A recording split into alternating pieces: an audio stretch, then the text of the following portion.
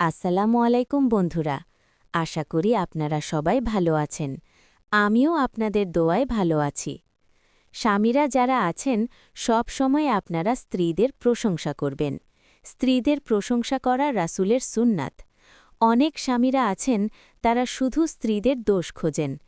তোমার রান্না ভালো না, তোমার চেহারা ভালো না, তোমার বাবা ভালো না, তোমার মা ভালো না, তোমার ভাই ভালো না, তোমার বোন ভালো না, তোমার ১৪ গোষ্ঠীর কেউই ভালো না।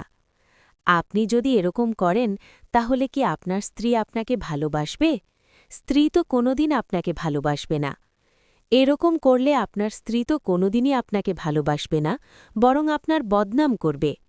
আপনি যদি স্ত্রীর প্রশংসা কোনোদিনই না করেন, বরং দোষ ধরেন, তাহলে কোনো স্ত্রীই আপনাকে ভালোবাসবে না, আপনার সংসার করতে চাইবে না। এই জন্য আসুন, যার স্ত্রী যেমন হোক না কেন, আপনারা আপনাদের নিজ নিজ স্ত্রীদের প্রশংসা করুন। স্ত্রীদের প্রশংসা করলে স্ত্রীরাও দেখবেন আপনাদেরকে ভালোবাসবে, সম্মান করবে। স্ত্রীদের ভালোবাসলে সংসারে সুখ শান্তি আল্লাহর রহমতে ভরপুর হয়ে যাবে। দেখবেন আপনার সুখের সংসার আল্লাহর রহমতে ভরে গেছে। স্ত্রীর দোষ না খুঁজে স্ত্রীর গুণমূল্য খুঁজুন এবং তার প্রশংসা করুন।